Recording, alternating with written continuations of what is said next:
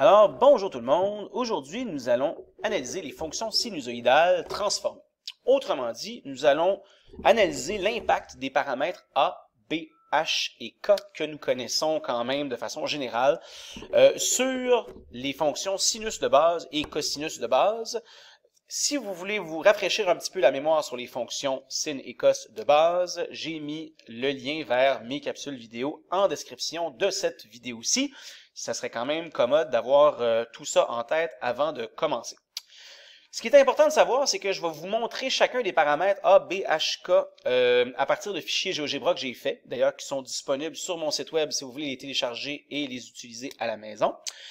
Mais je les ai programmés avec la fonction sinus parce que c'était juste plus facile de le programmer comme ça.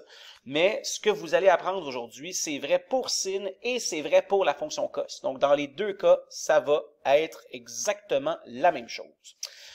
Alors, comme on l'a vu déjà dans un chapitre précédent, les quatre paramètres A, B, H, K sont toujours à la même place dans un modèle canonique, c'est-à-dire A, c'est notre coefficient. Ici, B, c'est le coefficient de la variable indépendante. X moins H, donc tout ça est factorisé, et la constante K, c'est la constante à la fin. Et même chose pour la cos, A fois le cosinus de B fois X moins H plus K. Ce sont nos formes canoniques. Ici, c'est bien écrit dans les deux cas, là. Alors ça, c'est bien important qu'on se rappelle que ce qui suit n'est pas propre à la fonction sinus, mais à toutes les fonctions sinusoïdales. Le paramètre A va nous renseigner sur quoi? Alors, d'abord, pour comprendre le paramètre A, j'ai fait une petite application, une petite animation GeoGebra. Alors, l'idée, c'est que j'ai mon cercle trigonométrique ici, okay, qui est le cercle centré à l'origine qui est là, avec un point P, qui est un point trigonométrique. Moi, je vais étudier le sinus du point P, donc ça, de façon très classique, ça va être la fonction de base, et la fonction de base va se tracer ici dans mon plan cartésien à droite, et ça va se tracer tel qu'on le connaît. Et j'ai pris un cercle de rayon quelconque, donc un cercle de rayon R, où est-ce qu'on voit que dans le fond, j'ai exactement le même anglocentre que pour le point P. Donc dans le fond, le point P' va suivre exactement le même anglocentre que le point P. Et pourquoi on dit que c'est A fois le sinus? Ben oui, c'est des triangles rectangles. Le sinus de l'angle ici, c'est la distance entre le point P et l'axe des abscisses. Et lui, ici, ben, il est A fois plus grand. Parce que dans le fond, tous les cercles sont des figures semblables, dont le rapport de similitude, c'est la mesure du rayon. Alors, je vais faire tourner mon point P et je vais examiner le sinus du point P et le sinus du point qui est sur le cercle de rayon R. Alors, quand je fais tourner mon point P, les deux points sont définis par un même angle de rotation, c'est juste que lui, il est A fois plus loin dans le graphique. Et les deux courbes se tracent en simultané.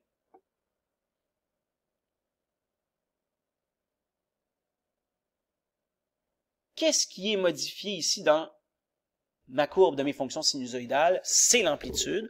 L'amplitude, ça va être donc nécessairement défini par le rayon du cercle sur lequel tu vas retrouver ton point. Okay?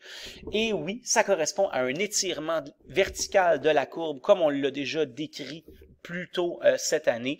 Et ça, c'est le coefficient A qui est responsable de ça. Et le coefficient A, fondamentalement, qu'est-ce qu'il multiplie? Il multiplie les images, oui, il multiplie les images de ta fonction sinus de base, et donc ça correspond à une augmentation du rayon du cercle trigonométrique. Je pense que c'est assez clair.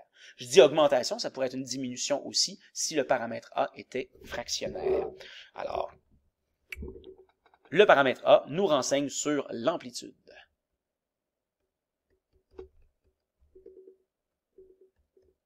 Et l'amplitude, dans le fond, ça serait défini par la mesure du rayon du cercle. Par contre, l'amplitude, c'est une mesure. Et donc, ça va correspondre à un nombre positif et ça va prendre, dans le fond, la valeur absolue autour du paramètre A pour être sûr que notre amplitude soit positive. Le paramètre K, lui, on a déjà vu que ça correspondait à une translation de la courbe vers le haut ou vers le bas. Concrètement, ici, dans mes règles, qu'est-ce que c'est? Dans le fond, je vais comparer, moi, la fonction sinus de base avec une autre qui va être le sinus de x plus k.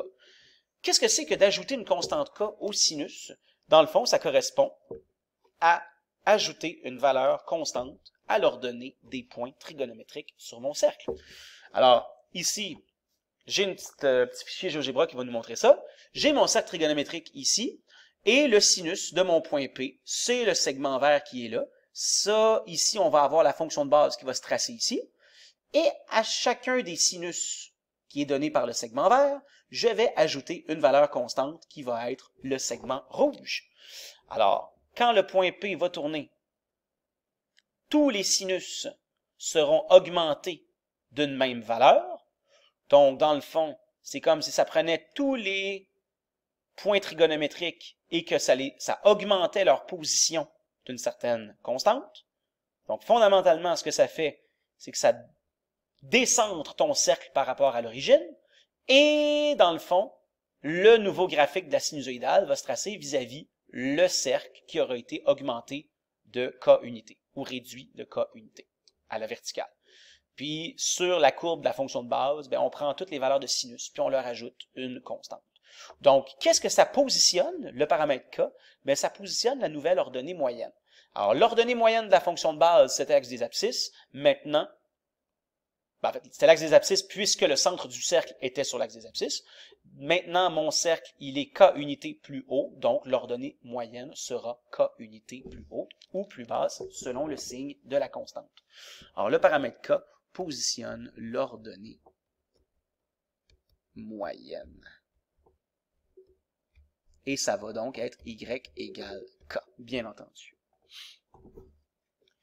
Le maximum d'une fonction, dans le fond, le maximum d'une fonction, ça va être quoi? Ça va être l'ordonnée moyenne plus l'amplitude, qui ne sera plus nécessairement 1, et le minimum, ça va être l'ordonnée moyenne moins l'amplitude. Alors, ici, on va avoir que le maximum, c'est l'ordonnée moyenne plus l'amplitude, et le minimum d'une fonction sera l'ordonnée moyenne moins l'amplitude. Et en d'autres mots ici, c'est ce qui est écrit, le codomaine d'une fonction sinusoïdale, c'est de k moins a à k plus a. Évidemment, on parle de l'amplitude et non pas le paramètre a.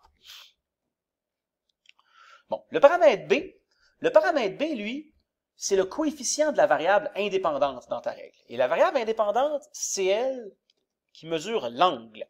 Alors, moi, pour vous parler du paramètre B, je vais comparer deux fonctions, sinus de x et le sinus de 2x. Donc, autrement dit, je vais tracer la fonction de base avec sin de x, et je vais m'intéresser à une autre fonction où est-ce que l'angle sera doublé par rapport à la fonction de base. Donc, autrement dit, je vais avoir un point P et un point qui va tourner ici 2 fois plus vite, parce que l'angle sera doublé. Alors, je m'en viens ici, j'ai mon cercle trigonométrique, j'ai le point P qui va me servir à tracer la fonction de base sinus classique, et je vais avoir un point P' aussi sur mon cercle trigonométrique qui va, lui, tourner 2 fois plus vite que le point P, parce que je double l'angle. C'est ça que le paramètre B me dit. Alors, quand le point P est à 0, P' est aussi à 0, ça va de soi, parce qu'on double l'angle, ce qui reste 0. Et là, finalement, quand le point P tourne, le point P est toujours 2 fois plus loin sur le cercle trigonométrique. Quand le point P est à pi sur 2, P' est déjà rendu à pi. Et ainsi de suite. Quand P est rendu à pi, P', qui est double, est déjà à 2pi. Alors, dans un demi-cycle de ma fonction de base, on voit qu'il y a déjà un cycle complet de la fonction transformée parce que le point P' tourne 2 fois plus vite. Et à ce moment-là, quand le point P effectue sa rotation complète, P' qui a tourné 2 fois plus vite, lui, a fait 2 rotations complètes. Et donc, qu'est-ce à dire? C'est-à-dire que dans un cycle de la fonction de base, la fonction transformée, elle, a eu le temps de faire 2 cycles parce que le point P' tournait 2 fois plus vite. Alors, le paramètre B, qu'est-ce qu'il fait Oui, on l'a vu au début de l'année, ça divise les abscisses, mais là, ici, concrètement, ça correspond à la vitesse de la rotation par rapport à la fonction de base. Donc, si la vitesse est doublée, ça veut dire que la période va être réduite de moitié. Si le paramètre B valait 5, par exemple, ça voudrait dire que le phénomène tournerait 5 fois plus vite que la fonction de base, donc on aurait une période 5 fois plus courte. Alors, le paramètre B nous permet de déterminer la période. Et cette nouvelle période-là, elle est basée sur la période de la fonction de base, qui est 2π, et comme le paramètre B, c'est la vitesse de rotation, ben cette période-là va être divisée par la valeur du paramètre B, comme ici, par exemple, dans mon petite animation tantôt, le paramètre B valait 2, alors la nouvelle période, c'est seulement π, c'est la moitié de l'autre. Et pour éviter de tomber dans des histoires de périodes négatives, parce que oui, l'algèbre me permettrait quand même de mettre un paramètre B négatif. Hein, c'est pas interdit en algèbre d'avoir un paramètre B négatif. Donc, on va régler tout ça en mettant le paramètre B en valeur absolue. Et donc, ma période, moi, je suis assuré qu'elle restera positive. Le paramètre H, qui est le dernier de la gang, lui, ça nous indique quoi? Oui, on le sait, ça nous indique une translation horizontale. Nous, en mathématiques, dans les phénomènes cycliques et périodiques, ça porte un nom. Ça va s'appeler le déphasage. Qu'est-ce que ça veut dire, puis comment on le voit? Alors, d'abord, dans la règle, le paramètre H, c'est l'ajout d'une constante à la variable indépendante. Donc, autrement dit, c'est qu'on ajoute une valeur constante à l'angle ou on en retranche une valeur constante à l'angle de rotation. Alors, c'est ici que je voulais. Je vais comparer deux fonctions. Je vais comparer ma fonction de base sin de x et une fonction transformée en général sin de x moins h. Donc, autrement dit, la fonction de base est ici un angle qui sera décalé de h unités par rapport à la fonction de base. Donc, concrètement, je me prends un cercle trigonométrique, j'ai le point P ici qui va m'aider à tracer ma fonction de base en vert, et j'ai le point P' qui finalement va être derrière le point P, donc en arrière du point P, mais en arrière de façon constante. Il va toujours avoir le même écart qui va le séparer du point P. Alors, ça va être ma fonction transformée. Alors, quand le point P est à 0, le point P', lui, il est en train d'achever son parcours dans le quatrième cadran, si tu veux. Et là, le point P va se mettre à tourner, et le point P' le suit fidèlement. Mon Dieu, pourquoi je dis ça? Fidèlement en arrière du même écart. Les deux tournent exactement à la même vitesse, passent par exactement les mêmes sinus, mais vous remarquez que le point P' admet son maximum plus tard, donc autrement dit, après le point P. Donc c'est pour ça ici que je suis au maximum plus tard que le point P. Et ainsi de suite. C'est pour ça que tout ça n'influence pas la géométrie de la courbe, mais simplement la position de la courbe dans le plan. Alors, c'est exactement la même forme, la même courbe, exactement la même géométrie, mais étant donné que le point P' est en retard par rapport au point P, ben, il va atteindre son maximum après, lorsque l'angle augmente. Par exemple, ce serait une façon de le verbaliser. Alors oui, ça correspond à un décalage vers la droite quand l'angle est comme retardé, si tu veux. Si on permet cette façon-là de le dire. Alors, le paramètre H, ça indique le déphasage,